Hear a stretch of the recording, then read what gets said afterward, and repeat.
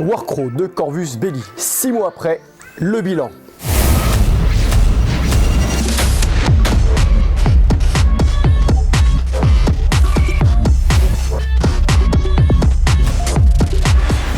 Salut les hobbyistes, je suis John de Games of War Studio et aujourd'hui on va parler donc de Warcraw, le petit dernier né de Corvus Belli, un jeu de combat d'escarmouche médiéval fantastique avec un super lore. Et donc ça fait 6 mois que le jeu est sorti officiellement, que les gens peuvent se faire la main dessus. Et donc on va faire le tour de la question dans cette petite vidéo avec un petit bilan de cette vidéo. Alors pour commencer, la qualité des figurines qui était très critiquable au début, notamment dans les premières boîtes, a nettement augmenté, s'est nettement amélioré dans les semaines et les mois qu'on suivi en fait les premières sorties. On va voir ça ensemble avec ces deux nouvelles boîtes de support qui m'ont été fournies par mon partenaire Figurine et Hobby. N'oubliez pas d'utiliser le code Games of War chez Figurine et Hobby et vous aurez une réduction supplémentaire sur votre commande en plus de soutenir la chaîne et notre travail. Merci à tous ceux qui commandent chez Figurine et Hobby. On verra l'unboxing à la fin, mais vous verrez que la qualité des figurines s'est grandement amélioré.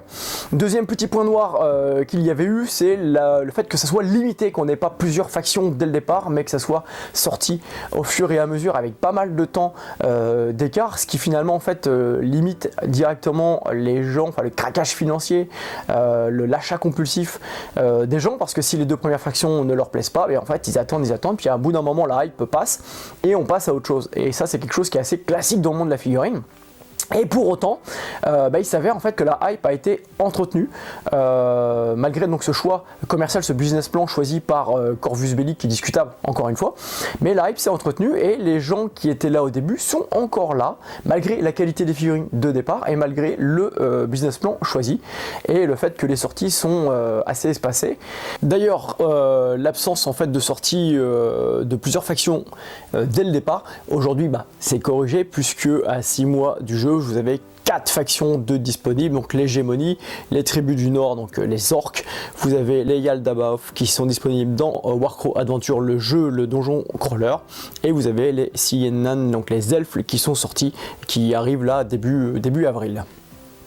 Ensuite, le deuxième point le plus important, parce que là on a parlé des figurines, la distribution des figurines, enfin pas la distribution mais des sorties des figurines à proprement parler. Là on va parler du lore. Le lore a priori c'est un point fort et c'est un gros point fort, on le sait très bien chez Corvus Belli, on connaît Infinity, vous connaissez la profondeur de son univers, moi j'adore le lore d'Infinity, au point qu'on en fait du jeu de rôle, d'ailleurs qui sera présenté bientôt sur la chaîne avec les maps de participation de Légion de Distribution / Figurine et Hobby. On a eu le livre qu'ils ont traduit. On adore vraiment l'univers est absolument fantastique. L'univers de Warcraw est à la hauteur de l'univers d'Infinity, alors qu'il commence, il est tout nouveau. Il suffit d'avoir le gros livre de règles dans lequel il y a plus de lore que de règles d'ailleurs. J'en ai fait une revue sur la chaîne, je vous invite à aller la voir. L'univers est hyper bien ficelé, on est encore une fois sur de l'univers classique. Il y a quelques petites redondances dans l'écriture où à chaque fois on recommence les paragraphes avec les mêmes phrases. Je prends par exemple en fait les Yaldabaoth, on me dit ils sont seuls, ils sont isolés, ils sont nomades, etc. Bon ok, il y a effectivement ça aussi c'est critiquable, mais la manière d'agencer le lore entre l'histoire des différentes factions, l'histoire générale, la trame donc narrative qui a été choisie est vraiment sympa et ça nous fait quitter un petit peu les carcans je dirais de l'heroic fantasy classique et ça c'est plutôt sympa, c'est bien revisité. Et c'est effectivement l'une des grosses forces aujourd'hui de Warcraw.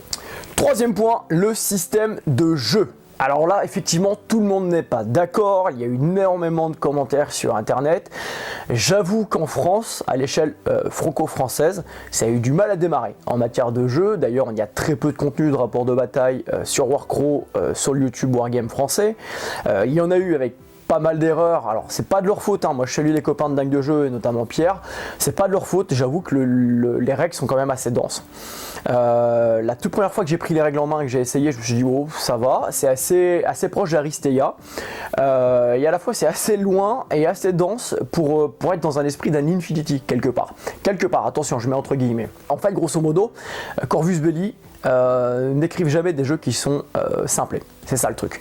C'est que c'est un jeu en fait qui est extrêmement stratégique et tactique, avec beaucoup d'éléments de prise de décision particulière à prendre en fonction de ce que vous allez avoir avec vos dés, etc. Ce qui fait que ça densifie réellement le jeu et le main game. On n'est clairement pas sur un jeu à la Dead Zone par exemple, sur un jeu qui est immédiatement accessible, hop on joue, hop c'est parti, on s'éclate et on comprend les règles avec une partie. Je pense clairement qu'il faut une dizaine de parties de jeu pour maîtriser les bases, clairement. Donc c'est un jeu auquel il faut s'accrocher. Si vous avez envie en fait d'un jeu de fast-food wargame, comme disent chez Game Workshop ou les Anglais, passez votre chemin. C'est un jeu qu'il faut poncer, il faut jouer régulièrement, il faut jouer souvent avec la même faction, avec potentiellement la même liste, de manière à maîtriser le jeu. C'est un peu comme Infinity hein, dans le fond, et on est chez Corvus Belli, faut pas s'étonner. Donc en fait c'est un jeu qui... l'écriture des règles n'est pas mal faite, l'écriture des règles est complexe et profonde. C'est ça le truc. Et c'est ce qui a pu déstabiliser aujourd'hui pas mal de gens, et notamment dans le milieu français, parce que j'avoue clairement qu'on a tendance à aller vers des trucs un peu plus simplistes que des trucs bien chiadés et dans lesquels il faut réfléchir. L'exemple même, Malifaux, Bushido, qui sont des jeux, je dirais, spécialistes, experts, ne connaissent pas le même succès que des jeux plus simples comme Age of Sigmar, alors plus simple entre guillemets encore une fois. Voilà, donc on est vraiment en fait aujourd'hui dans une époque où les gens préfèrent les trucs beaucoup plus simples à la fast-food wargame que les jeux complexes, complet aussi d'ailleurs, et complexe c'est pas forcément un négatif ou un gros mot, complet complexe et complet, c'est-à-dire qu'ils vous permettent en fait d'avoir un vrai mind game, quelque chose de bien poussé, et Warcraft vous propose ça, et c'est ce qui a fait, c'est la troisième raison qui a fait qu'il a eu aussi l'Industry Award, c'est qu'en fait il s'est démarqué de tous ses copains dans le monde du jeu parce qu'il avait un système de règles très bien ficelé avec une grosse profondeur stratégique. Et donc, avis aux amateurs, ceux qui s'intéressent à un jeu bien ficelé, c'est pour vous. Ceux qui préfèrent un fast-food wargame, clairement oui, passez votre chemin, vous n'êtes pas dans cette catégorie de jeu. Un autre point à propos du core rule, hop là, et ben voilà, je casse toute ma présentation, c'est pas grave, on ramassera après. C'est fait exprès, effets spéciaux. Un autre point à propos du core rule, je vais citer une personne en particulier. Donc en fait dans le Game Development Direction c'est Jesus Foster, mais dans le développement du jeu on a quelqu'un qui s'appelle Laura Castro Royo, une femme que vous avez vu souvent dans les vidéos. Et elle a pour grande part en fait sa responsabilité dans le développement du jeu, dans le game design, dans le choix de game design. Et il faut savoir en fait qu'elle est issue du monde du jeu vidéo. Et ça peut peut-être vous aider, en aider quelques-uns sur la perception de Warcraft. En fait Warcraft a été vraiment bâti donc à partir du principe des règles un peu d'Aristea, mais en plus poussé bien sûr, vraiment en jeu ultra narratif. Je pense pas d'ailleurs que ce soit un jeu compétitif à méditer, mais je ne pense pas, parce qu'il y a quand même des gros déséquilibres. Et donc elle a pensé le jeu comme un jeu vidéo. Vous savez, un jeu vidéo où on a des petites unités qui viennent, qui interviennent, qui se buffent les unes les autres, etc. et tout. Alors moi, j'ai pas une grosse expérience du jeu vidéo, mais c'est certaines discussions, certains retours que j'ai eu, et y compris a priori de chez Corvus Belli, des gens qui ont échangé avec Corvus Belli. Et c'est vraiment la logique, la note de conception qu'il y a eu dans Warcraft, c'est d'avoir en fait une sensation de gameplay de jeu vidéo. Donc si ça peut aider certains à percevoir un petit peu comment il faut comprendre Warcraft, je vous le transmets. Donc voilà, donc là je vous ai donné les trois raisons principales qui ont fait que Warcraft a eu l'Industry Award donc, du monde du jeu, donc la qualité des figurines qui s'est améliorée encore une fois, et la beauté des figurines, parce que quoi qu'on en dise, combien même il y a eu des ratés au départ, des petits soucis aussi de Siocast, je dirais, dans le ponçage, parce que le Siocast c'est un choix, ils ont fait un choix de faire toute leur gamme en Siocast pour des questions de coût, ok.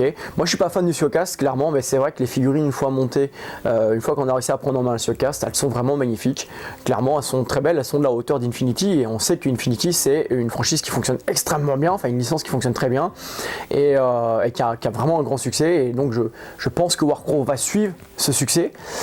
Deuxième point, donc la qualité du lore, qui est vraiment un lore très très riche, et on sait d'emblée qu'on va avoir d'autres factions, d'autres histoires qui vont sortir, d'autres choses intéressantes qui vont se greffer. Donc le lore va ne faire que de grandir comme dans Infinity. Donc ça aussi la promesse en fait d'avoir quelque chose qui n'est pas simplement en fait une page de lore écrite pour se justifier de se foutre sur la tronche. Non, c'est vraiment, il y a vraiment une histoire dans laquelle on peut se plonger. Ça c'est hyper intéressant.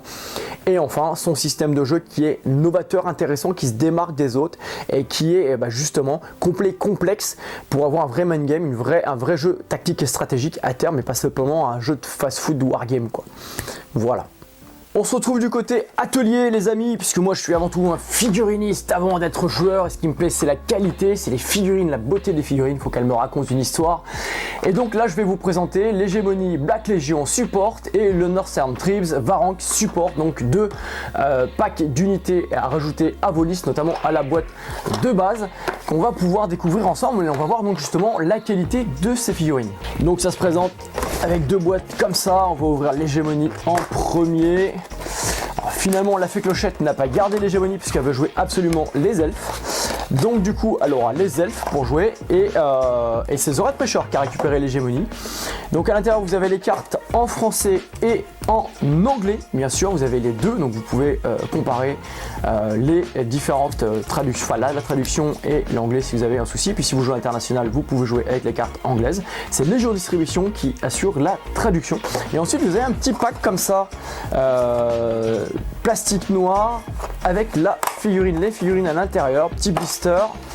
Et donc vous avez les socles, toc toc, donc classique hein, socle Corvus Belli, et vous avez les deux figurines. Ne perdez pas le petit papier parce que si jamais il manque une pièce, c'est avec ça que vous faites réclamation. Et donc à l'intérieur on a les pièces en Siocast. Et oui, c'est du Siocast, je le dis et je le redis, on est sur du Siocast, mais a priori la qualité s'est nettement améliorée. Et effectivement, de ce que je vois, plus de lignes de moulage dégueulasse, c'est ce qui est le plus chiant à préparer. C'est assez long à préparer le Siocast, c'est un peu flexible, il faut couper avec proprement avec une bonne lame de scalpel neuve. Hein. Franchement, il faut vraiment avoir une lame de scalpel, enfin de couteau de modélisme neuve. Voilà, là je vous montre un peu la qualité des figurines. Je vais les monter après pour vous les montrer une fois montées. Les assemblages, pareil, hein, il y avait les assemblages qui étaient critiqués sur les premières, et a priori ça a l'air de s'assembler correctement. Donc la première figurine, voilà, l'autre côté pareil, c'est le même conditionnement. Vous avez les cartes en français, les cartes en anglais à l'intérieur. Donc comme ça vous avez toutes les cartes dedans à chaque fois. Hop, le petit blister plastique. Et donc les deux sachets de figurines à l'intérieur. Là on est sur de la figurine plus grande, forcément on est sur de l'orc, du Varank pour être précis. Hop, on va sortir tout ça. Et la qualité, effectivement, moins de lignes de moulage, moins de restes de Siocast dessus. C'est quand même beaucoup plus propre que les toutes premières figurines. Donc voilà les hobbyistes, après 30 minutes pour 4 figurines, j'ai donc terminé le montage. J'ai eu des petites complications sur cette figurine où la cape en fait se cassait, il y a des traces en fait de Siocast entre deux, enfin des résidus en fait de moulage, et c'était compliqué à défaire et ça cassait, donc j'ai dû la coller plusieurs fois. Encore une fois, moi je suis pas objectif parce que le Siocast j'aime pas tellement ça, je trouve ça un peu merdique comme produit, mais par contre les figurines sont absolument magnifiques, elles sont vraiment très très belles, hyper détaillées. Franchement moi j'adore et c'est pour ça que je me casse le cul à les monter, parce que je trouve vraiment que c'est des très belles figurines avec une identité particulière. La naine là, donc de l'hégémonie, je la trouve vraiment, c'est des nains revisités avec une petite sauce un peu asiatique, un peu manga que j'aime bien. Je trouve ça vraiment vraiment fun.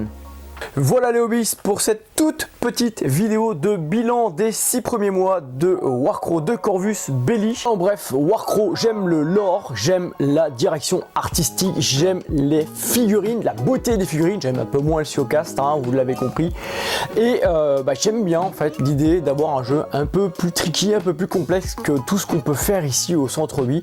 Et s'il devait y en avoir un vraiment péchu à maîtriser, je pense que j'irais sur du Warcraft.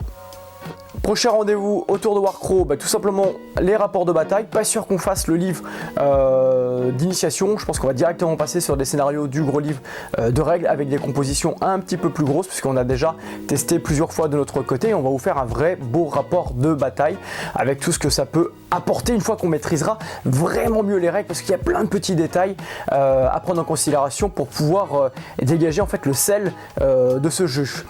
Si vous avez aimé cette vidéo, n'hésitez pas à laisser un pouce vers le haut, n'hésitez pas aussi à donner votre avis, ça m'intéresse, les joueurs de Warcraft, où est-ce que vous êtes en France déjà, est-ce que vous jouez régulièrement, qu'est-ce que vous pensez de ce jeu, des figurines, du lore, n'hésitez pas à donner votre avis, ça m'intéresse vraiment d'avoir vos retours. N'hésitez pas si vous voulez soutenir Games of War Studio, allez sur Figurine Hobby, mon partenaire, en tapant le code Games of War, vous aurez une réduction, vous aurez 5% de toute façon de cashback, une livraison ultra rapide si c'est en stock, un service après-vente hors pair. Donc voilà, donc n'hésitez pas à aller sur Figurine Hobby. Et puis en attendant, je vous dis à bientôt les hobbyistes.